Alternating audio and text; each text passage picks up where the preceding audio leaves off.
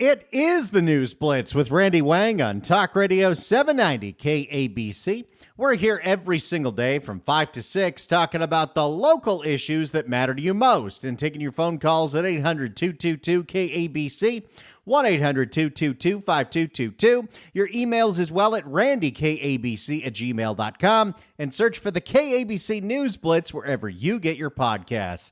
This weekend in Los Angeles, it was Bernie Fest before Bernie went to Coachella, because that's exactly what a bunch of 20-year-olds on Molly care about.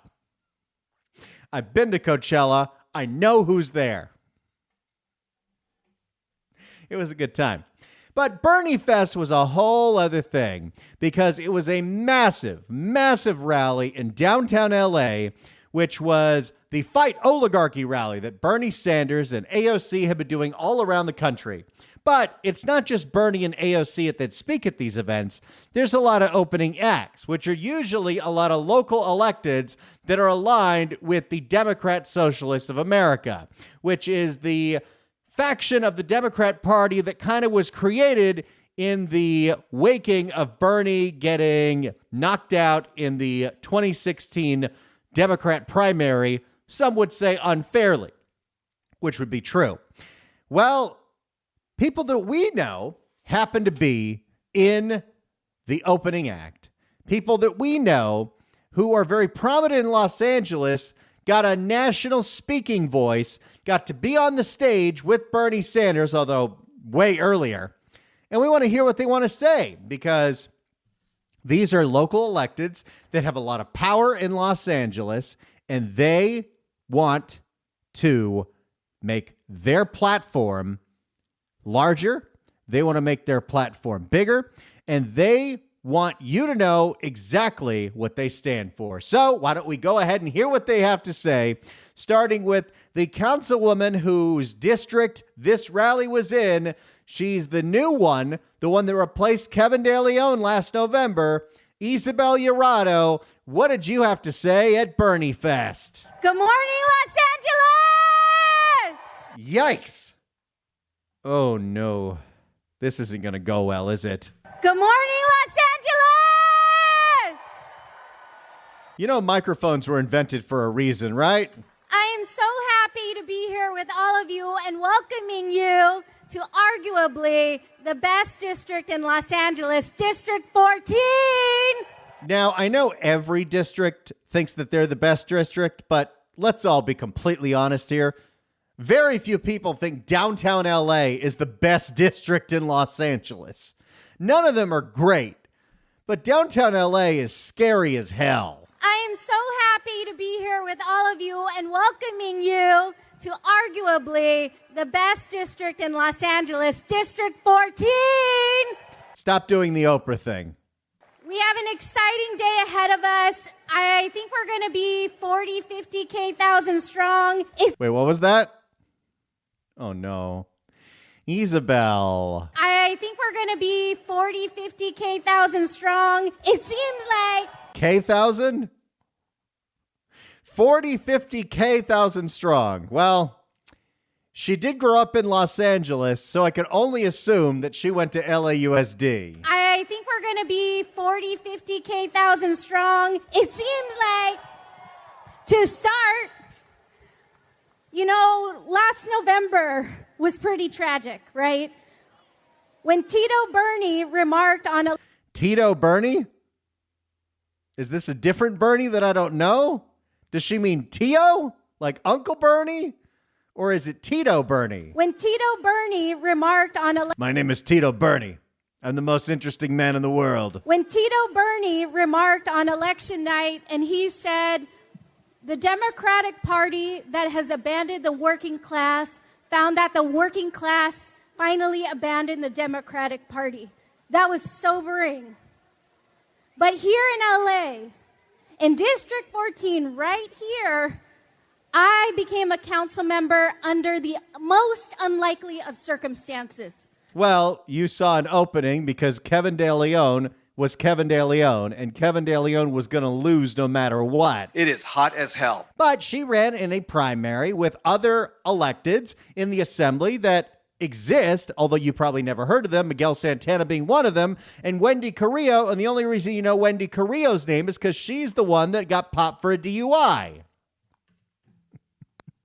I'm born and raised Highland Park. I'm a daughter of undocumented immigrants.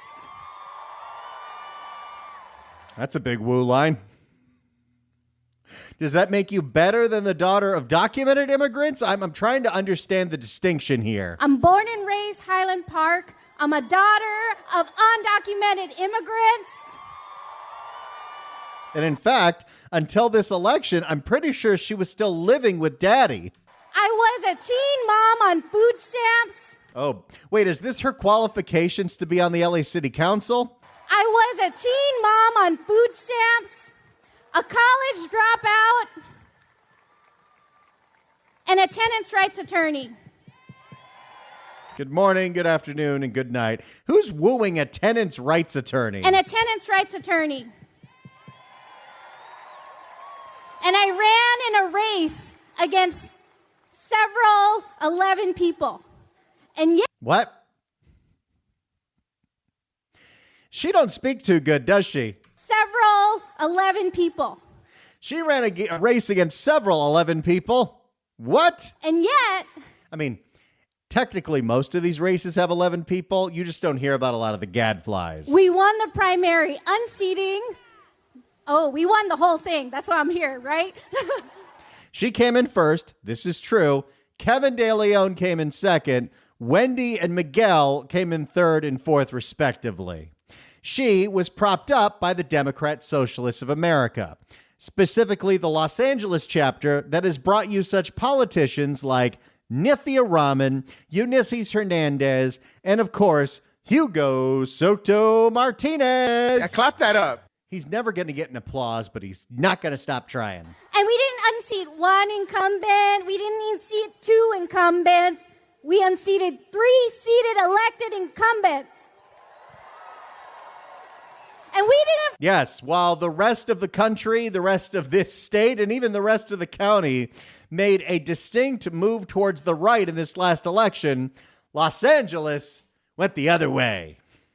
While Los Angeles County did vote for Prop 36 in overwhelming numbers and voted to get rid of George Gascon, they also voted to double the homeless tax and put Ysabel in a city council seat. But then again, she was running against Kevin De Leon. It is hot as hell. Do we really think he was going to win another term?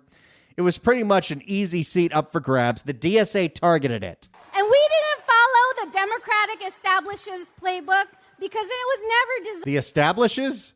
Oh, boy. Maybe she's nervous. Maybe that's what's going on here. And we didn't follow the Democratic establishment's playbook because it was never designed for people like me, especially now. I forgot to say, I'm also queer, so I've been coloring outside the line for a very long time. That's right. She's the first bi-Filipina LA City Council person, if that's what matters to you when you're voting for somebody. And so as you can see with a president like Trump, And a teen mom. I forgot about that. And the food stamps. And so as you can see with a president like Trump, how all my intersections are under attack. But despite that, we leaned into grassroots organizing. We leaned on small donor campaigns. Dollar? I know she's not Canadian. She's from Highland Park. Small donor campaigns. And we knocked on over 120,000 doors. We mailed 8,000 postcards that our team and an army of volunteers, over 500 people, had handwritten themselves. What did the postcard say? Hi, welcome to Los Angeles. Because that's what the power of the community has.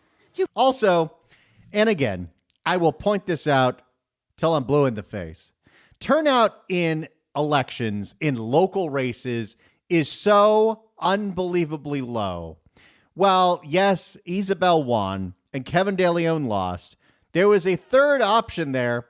People who live in that district, who are registered in that district, who didn't vote.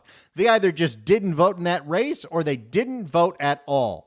And when you have low turnout, especially in the primaries, which lead you to just two options of Ysabel or Kevin De Leon, you have low voter engagement. When you have low voter engagement, these are the kind of candidates that we get. To bring people together, and that's what we need to lean on right now as we continue to fight this federal administration who's throwing everything they can, whether we're immigrants, we're queer, we're trans, because when they come after one of us, they're coming after all of us. Okay. She knows that she's in power right now and she works on the city council, and she is now directly responsible for the plight of the residents of Los Angeles, specifically her district, downtown LA. And the problems in Los Angeles and downtown LA have nothing to do with whoever's in the federal government, because people in downtown LA have been suffering under Trump, under Biden, under Trump, under Obama, under Bush, under Clinton, under Bush. I could keep going. And just this week, we saw federal agents show up at our schools coming after our kids. That! Oh, yeah. I had to go through these speeches with a fine-tooth comb because everyone wants to sound so authentic. And the best way to sound authentic is to blast out the swears. That. But here's the thing. We know that. Hey, remember, this is the girl that got caught on tape saying what she thought about the police, and she wanted to quote the NWA song. Remember that one? Ysabel. We know that when we spend our energies grassroots organizing, we can get things done. That's why I'm even here in front of all of you, LA Strong. And what exactly has the DSA got in Los Angeles outside of a massive deficit and a huge police morale problem thanks to the defund the police movement? And we see it here in LA where we passed the sanctuary ordinance to protect our immigrant brothers and sisters. That's going to have LA lose all its funding from the federal government. So great. Also, sanctuary policies, it's very unclear who exactly they're out to protect. Because if you don't want LAPD talking to ICE when someone's in the jails, then the ICE is just going to go into the neighborhoods. We know that's going to happen. We have successfully fought for higher wages for fast food workers, for hotel workers. And everyone's still broke. That's right. The LA City Council is about to vote on a package that would give hotel workers and other tourism workers $30 an hour by 2028. And everyone will still be broke. And the city's broke. For fast food workers, for hotel workers, so that our workers can benefit from the major events in our city. And where we keep building on tenants' rights, and just approved, as a former tenants' rights attorney, this makes my heart sing, a right to counsel for tenants here in LA, so you get an eviction defense attorney. The city of LA is broke. They owe $1 billion, and they just approved free lawyers for anyone facing an eviction, even if it's completely legitimate. So hear me loud and clear when I say this. They want us confused. They want us overwhelmed. Who's the they? You're in charge in Los Angeles. They want us overwhelmed. They want us to go back home sad in our silo, fighting our own fight. And they want us doubting our ability to do anything about the horrors that they keep throwing at us. But today, being here with the Freedom Singers, y'all just took me to church. And we're out. She is a giggly one. And we're out here, and we're all committed to service. So after today, think about how if this is just the beginning for you. I'm a little shorty. They're trying to help me out. She's real giggly. That if this is the beginning for you, this shouldn't be the last time we see you, right? Go to that community organization. Join your local Democratic Socialist organization. Oh, boy. Yes, because the DSA have had such a positive influence on politics in Los Angeles. Not that it was great before the DSA, but it's definitely worse with the DSA. And God help us if the DSA LA gets a majority on the LA City Council. They've already got Nithya, Hugo, Eunisses, Ysabel. They've got a few other members of the city council that are very DSA curious. But once they get to 8, well, it's all over, folks. Come with us. This rally is just the beginning. We got some long years ahead of us. And get involved world with a passion that you're passionate about and lend your skills. Did she talk about one policy that she stands for, or is this all nonsense? How great am I? We can win this because they may outspend us, but they sure as hell won't outwork us. So that's how we fight back. And when we fight, we win. One more time. Bring it back. When we fight, hell yeah. And now I'd like to introduce someone who knows. Oh, boy. Well, we're just getting started here as we go through the greatest hits of Bernie Fest 2025, the big rally in Los Angeles that featured some of the local electeds you've come to know and, well, I'm not going to say love, but I also don't feel like saying what the opposite of love is. How dare you? Oh, yeah. Eunisses is next, everyone. Stay tuned. It's the News Blitz with Randy Wang on Talk Radio 790 KABC. It's the News Blitz with Randy Wang on Talk Radio 790 KABC. If you'd like to email us, you could do so at randykabc@gmail.com. Christy writes in about Ysabel Urado speaking at Bernie Fest 2025. They don't give a damn about the general population. Why don't people get that? Well, it wasn't just Ysabel speaking at Bernie Fest. She was the opener, but about 2 hours into this thing, Eunisses Hernandez got an 8-minute speaking slot. So, we're going to have to hear what she had to say. Los Angeles, how you doing today? Nah, let them hear you. Of course. If there's one thing I would love public speakers to stop doing is do the I can't hear you, let's do it again nonsense. I hate it. Nah, let them hear you all the way in D.C. How you doing today? That's right. Let them hear you. It's such an honor to be able to join y'all today. And we are here today because we are living in dangerous times. We are watching our country descend into a fascist oligarchy right before our eyes. Our right to free speech, our right to our own bodies, our entire futures, all of it is under attack.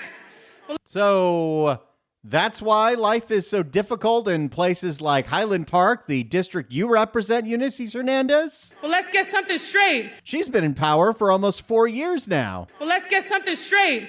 This didn't happen overnight. If you think Trump and Elon just snapped their fingers and started destroying our democracy, I need you to wake up. They didn't break the system. They're operating it exactly as it was designed. This administration and the chaos they've unleashed are the product of decades of policies that protect corporate profits over people. Here we go. Here's the communism I was waiting for. Policies that let billionaires buy elections. Policies that crush working people under the weight of debt, poverty, and exploitation, all while the rich get richer. I love this city. I was born and raised in this city, and I ride for my city every day. But if you think... I ride for my city. I throw down for my city. Oh, there's just nobody more eloquent than Eunisses Hernandez. Are we going to get it? We're not going to get it. But if you think LA doesn't feel the impact of those policies because of our so-called progressivism, I hate to break it to you. Look around. No, LA is a disaster because of the progressives that are in charge. Ask the person next to you if they have a savings. Ask them if they're buried in student debt. Ask them if they can afford rent, if they have health care, if they think they'll ever be able to buy a house in this city. Well, they probably do have health care because if you're poor enough, Medi-Cal gives you everything for free. This administration wants you to believe that the reason you can't buy eggs is because of your immigrant neighbor. They want you to blame trans folks for your troubles, blame unhoused people for the housing crisis, blame anyone but the people actually profiting from our pain. You know what I say to that? Bull. Oh, yeah, Eunisses had to curse, too. Also, yet another local elected, this one been in power for a long time, we're talking almost a full term, and doesn't take any responsibility for the failures of Los Angeles. Nope, all that's the brand new federal government's fault. We know who's hoarding the wealth. We know who's raising the rents, who's crashing the economy, and who's dismantling our democracy. It's not the undocumented worker. It's not the single mom. It's not the drag queen, the refugee, or the person sleeping in their car. It's the billionaires, the corporations, the lobbyists, the special interests. Oh boy, Bernie's going to like hearing that. We'll continue with Eunisses Hernandez as she gives her passionate speech to the crowd who went to Bernie Fest 2025. The Democrat Socialists of America, Los Angeles, had a big old rally. Bernie and AOC were the headliners, but what's really important to you is the local electeds that showed up to scream. It's the News Blitz with Randy Wang on Talk Radio 790 KABC. It is the News Blitz with Randy Wang on Talk Radio 790 KABC. We're here every single day from 5 to 6 talking about the local issues that matter to you most and taking your phone calls at 800-222-KABC, 1-800-222-5222. Your emails as well at randykabc@gmail.com and search for the KABC News Blitz wherever you get your podcasts. We're going through the sound of Bernie Fest 2025 as the DSA LA, Democrat Socialists of America, Los Angeles, held a big old rally. Bernie and AOC were the headliners, but the opening acts were a lot of local electeds that you're very familiar with, including Ysabel and, of course, Eunisses Hernandez. Because we are the defund the police people, right? Oh, we'll get to that. Let's hear more of what Eunisses had to say at her almost 9-minute speech in front of the Bernie kids. Not the drag queen, the refugee, or the person sleeping in their car. It's the billionaires, the corporations, the lobbyists, the special interests. All right, you've got me. Let's go. The special interests like Blackstone buying up our neighborhoods and pushing entire families out onto the streets. Okay, now I will agree with her on that. Blackstone and these private equity firms that are buying up all the real estate, especially in places like Los Angeles or even San Diego, where a third of all home purchases are going to these private equity firms that then are either sitting on the property or turning it into a rental. That's bad. I don't like that at all. What are you as a member of the LA City Council doing to stop that? Nothing? Oh, okay. They want us fighting each other so we don't fight back. They want us fighting each other. Yeah, where's the ban on private equity from buying homes in Los Angeles? Hell, where's the ban on China buying homes in the state of California?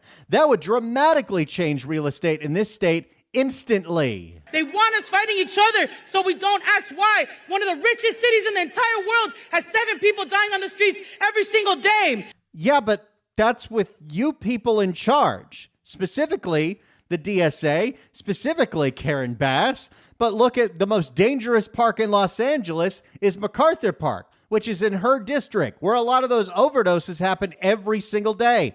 And the number has only gone up since Eunisses was elected. So who exactly are you blaming for this? One of the richest cities in the entire world has 7 people dying on the streets every single day. Oh, maybe it's the we should legalize drugs crowd and we should not prosecute anyone for doing drugs crowd that has led to the overdose crisis, no? So we don't ask why working 2 jobs still leaves us broke. They want us too worried about paying the rent to pay attention. And let me be clear. Who's the they now? This is bigger than Elon and Trump. This is about the fact that 3 people own more wealth than the bottom half of this country combined. It's about a nation, a city, where the rent goes up, the wages stay flat, and the politicians bought by luxury developers tell tenants to be grateful for the scraps we throw them. So you're not bought and paid for by the developers. That's what you're saying. That's only your colleagues, including several that have gone to prison recently. But here's what they don't know. There are more of us than there are of them. Time for an uprising, comrade. And this city, this is a city of survivors. Our ancestors survived colonization, war, famine, forced displacement. They crossed oceans, borders, deserts for all of us to be here today. We stand on their shoulders as builders, as organizers, as visionaries, as leaders, as helpers, as healers. And the power we need to change this city and this country, it's already right here. It's right here in this crowd. All right, you've sold me. How are you going to change the country? Or how about specifically CD1 in Los Angeles? Or even the city of Los Angeles? Because things are pretty bad here right now. It's in every worker walking a picket line, every tenant organizing their building, every student exercising free speech on their college campus, every nurse, every teacher, essential worker holding our communities together. Because this work, the work of building collective power, is not just about stopping the systems that harm us. It's about building the new system that uplifts us. And fam, if we're going to get... Fam. Got to throw down with the fam. She's ride or die for you. If we're going to get there, we've got a lot of work to do.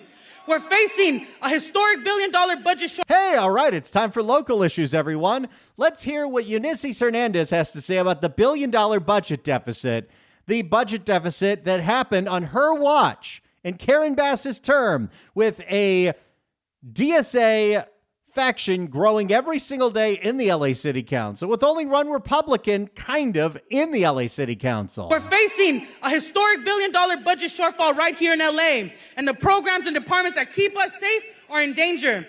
And just like the national crisis, we didn't get here overnight. This is the result of years of decisions that led to a lopsided budget where 43% of our general funds are spent on the police department. And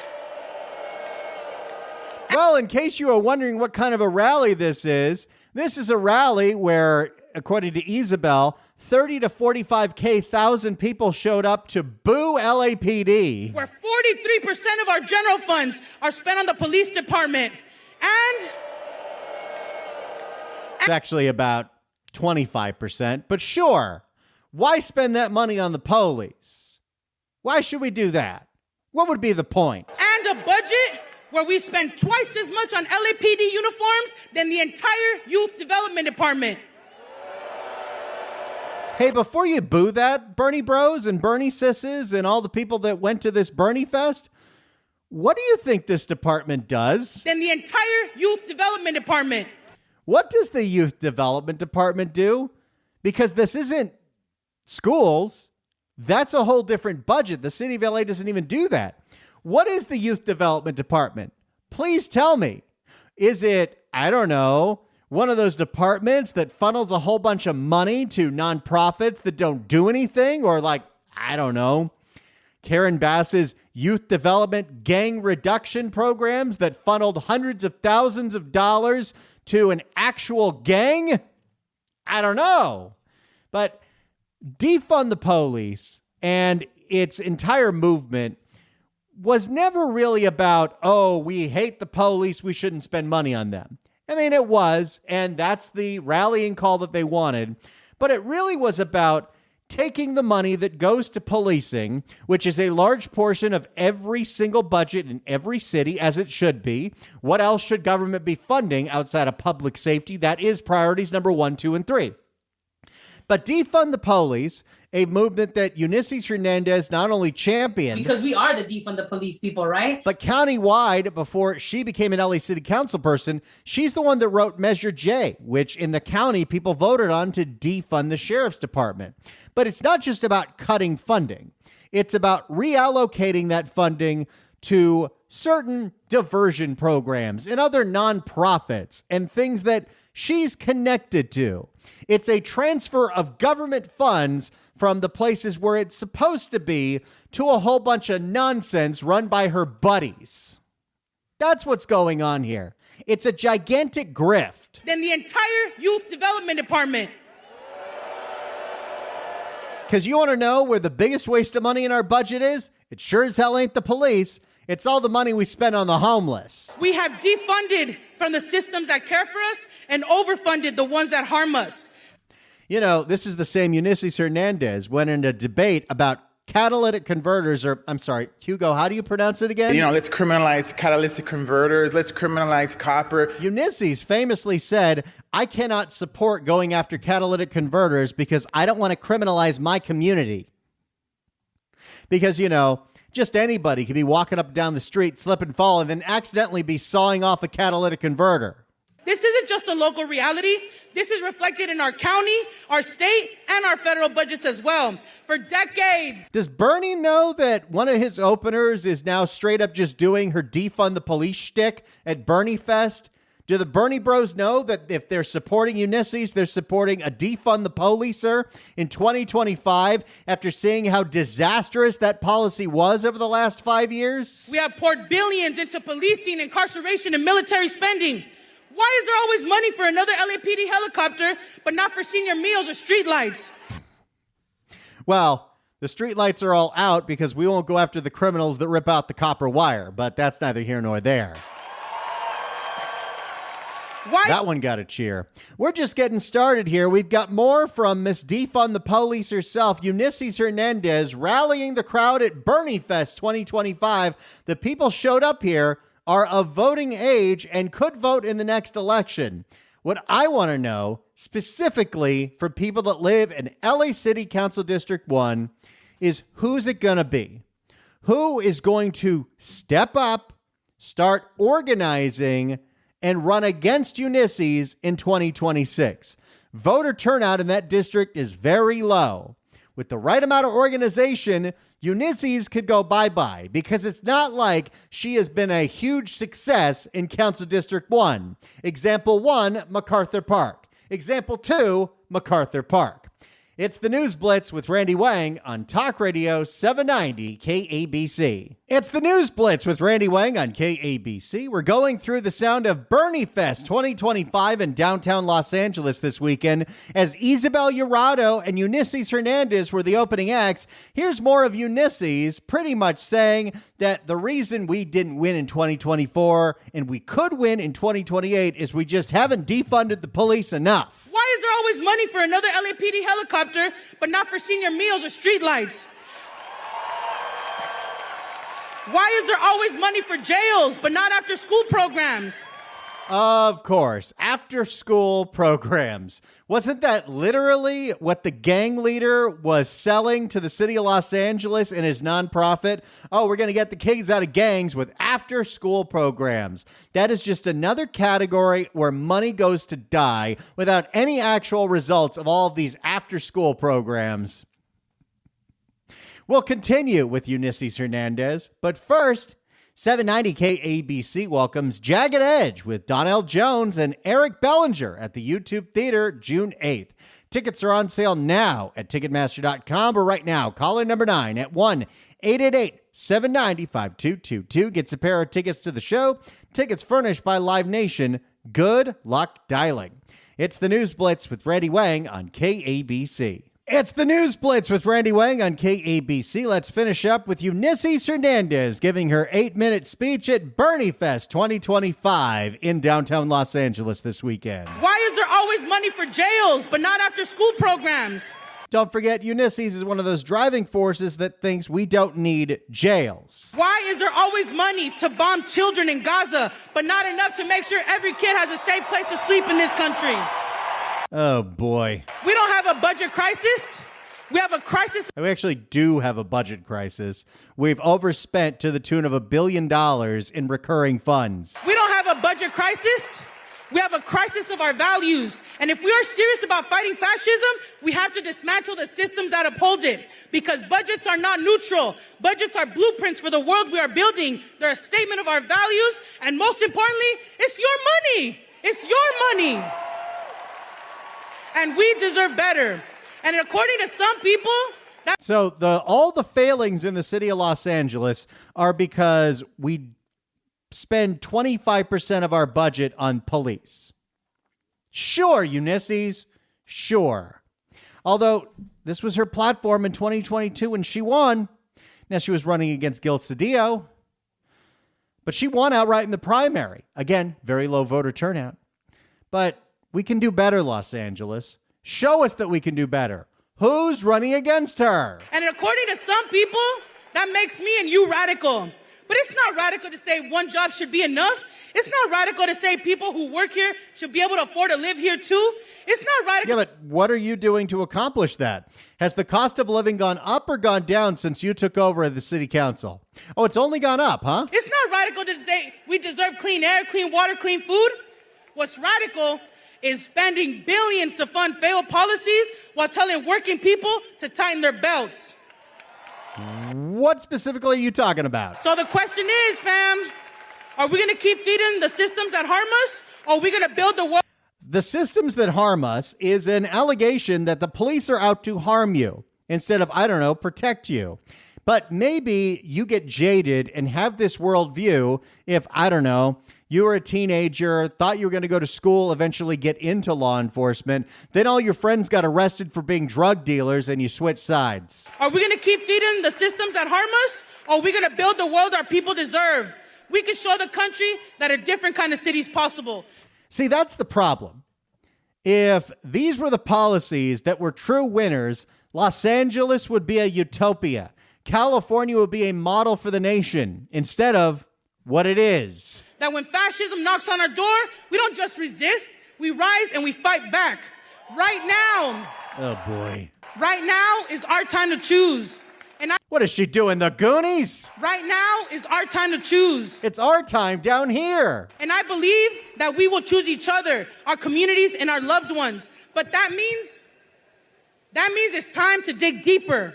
Because let's be real, regardless of who's in power, we still got to deal with greedy developers, racist zoning laws, crumbling infrastructure. Oh, that's right. Did you know that if you live in a single-family home, you're a racist? Well, according to Eunisses, you are. Racist zoning laws, crumbling infrastructure, and the fact that the rent is too damn high. And it's only gotten higher. That's why local power and politics matter. That's why we matter. And I know you're tired. Trust me, I have to work in that building. I am tired too. It's hard pushing against the tide every damn day when the system is built to wear you down and keep you out. But I keep showing up because you keep showing up. I keep fighting because you fight. So this is the ask. This is my ask to you. Do not give up. Still not totally sure what they're advocating for here. They win when we're checked out, jaded, hopeless. So tap in. Actually, you won when the voters were checked out, but sure. So tap in. Show up to the boring council meetings. Call your congressperson. Make public comment. Join a grassroots organization like LA Forward or DSA. Go to the protests. Go to the march. Organize your workplace. Run for neighborhood council. Run for office. And then do it again and do it again until our folks are the ones in charge. Why? Because then everything will be great, right? Not so much. Thank you all so much for listening. It's a pleasure to do the show for you every day. Bernie Fest. Now you heard everything you needed to hear. It's the News Blitz with Randy Wang.